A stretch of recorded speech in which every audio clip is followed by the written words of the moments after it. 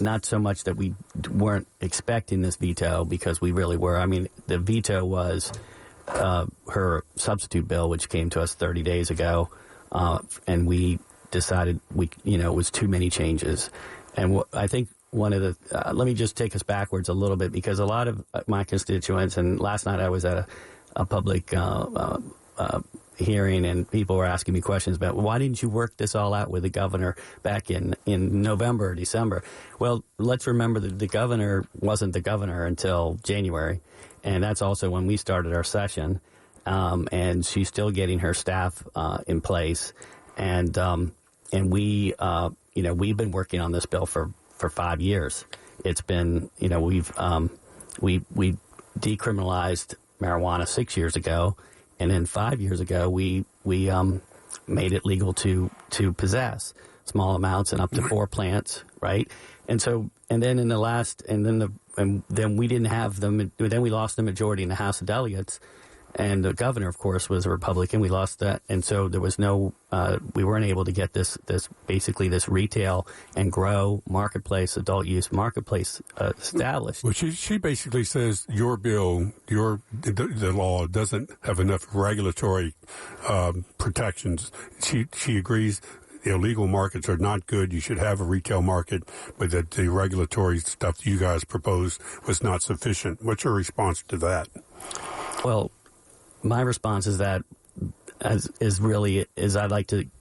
we need to talk more, and because that was our priority, is to make sure that we had. The reason I took this bill on 3 years ago was because I wanted to make sure it was strongly regulated, and that we kept the retail market controlled and not on every street corner, which was what the former governor used to say. He wouldn't sign the bill because he was afraid there would be a pot shops on every street corner. Well, we only have 350 retail locations. There are 403 ABC stores in Virginia, so we're talking about a lot fewer. And her substitute, she's brought it down to 200. So she has, she shares my concern, but she's taking it to a lower level. But there's a lot.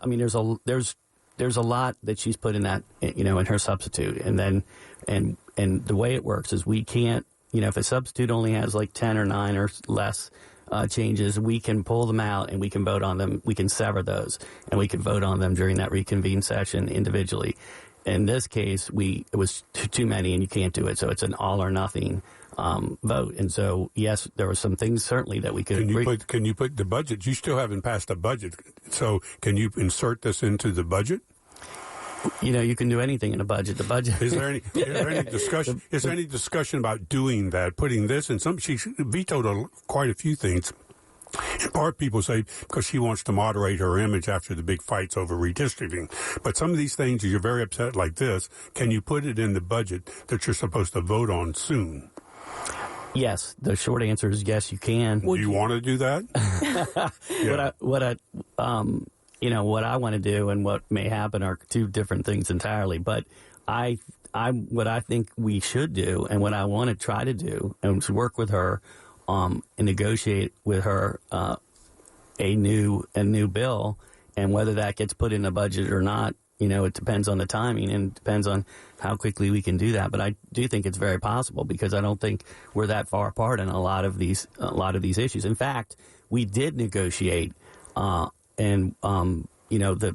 we had a couple hours meeting. When I say we, I mean Senator LaSharissa Aird and I. She has the Senate companion bill, and the two of us have been a team throughout this process. And we've been working, the whole year prior, all of last year. We had 6 hearings where I was the chair and Senator Aird was the vice chair. And we have public input from the stakeholders and the general public. And we've crafted this bill from many stakeholders, and then through the process of the General Assembly, going through the subcommittees, the committees, the floor, crossing over into the Senate. That wasn't enough for her. And she made some changes to it. She did make some changes. A lot of the hemp language came from the Secretary of Agriculture, and we put them all in. So normally what happens is when the governor makes a lot of changes to a bill, or any changes for that matter, you expect that she's going to support it when it comes to her, right? And that didn't happen. And I think that's the most frustrating bit is that we ran out of time. We didn't know that she had this many changes, even when we did meet. And like I said, we were able to negotiate a number of things. For example, she had talked about going down to 1 ounce of possession, and we had in our bill, it says 2.5 ounces. We pushed back and we said, look, Maryland, Maryland, it's 2 ounces. And in D.C., I think it's the same, or maybe it's 2.5. And also, we have medical marijuana going on right now, and you can possess 4 ounces of medical marijuana. I said it's not been a problem. We haven't seen, there hasn't been any issue where people have been breaking up their 4 ounces and selling it or anything like that. And so she agreed to go to 2, and we said 2's fine. Well, I want to press on this frustration a little bit because you noted at the beginning of this conversation that you've been trying to get this through for years. You were dealing with a Republican governor, so it seemed a lot less likely. Democrats have the trifecta in Virginia, and you've noted some communication blockades and the governor still getting her feet underneath her. But what's not working here? I think that's the question that people across the country and in our region are asking of why can't this work for Virginia Democrats? I'm not sure I would say it's not working because this is democracy. Democracy's messy, right? I mean, and negotiating in politics doesn't matter. In Virginia, we say there's 2 parties, and it's the House and the Senate. and Scott Searle, the leader of the Senate, he's my senator too. Yes, and he said of all the vetoes, he says he was dismayed and perplexed. Would you agree with that description yourself about what the governor has done? I wouldn't go. Perplexed. I wouldn't go so far. I mean, I'm not perplexed at all. And I'm not dismayed.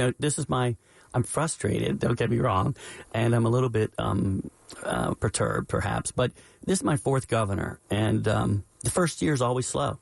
The only governor that really hit the ground running was Governor Ralph Northam because he had been the lieutenant governor. He had been a senator. He also inherited a Democratic governor's staff, and he was able to, he had Terry McAuliffe's people, and so he was able to hit the ground running. It is difficult. We start in January. The governor hasn't even gotten her secretaries appointed or confirmed. And then all the lower level people haven't been put in. So it's she signed 1,132 bills. She's vetoed 31, and that is a lot of bills to veto when it's the same party. Less than Glenn Youngkin. A lot less than Glenn Youngkin, a lot less. And I think some of our frustration, and not to speak for the senator, but I've known him since he was a kid and we were kids, is that we've been working for 4 years. These bills have been kind of waiting for the Democratic governor. And so we finally got the Democratic governor, and we're expecting, her to be just ready to sign them. She doesn't want to be a rubber stamp. She shouldn't be a rubber stamp. She's the governor, not me, and not Senator Servo. And so she needs to she needs to do her approach, and she'll figure it out. And it's the first year. We're going to continue to negotiate. We're going to continue. We had a lot of great legislation out of those 1,132 bills.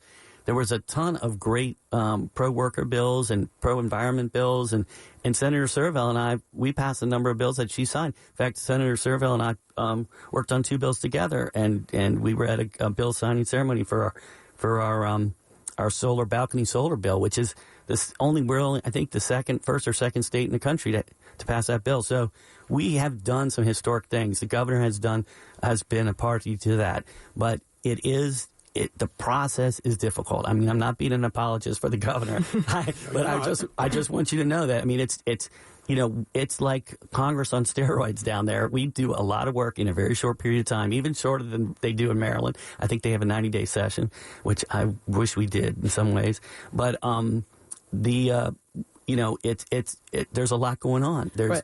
Well, among a lot going on is the budget, which Virginia leaders remain at odds over. You are a budget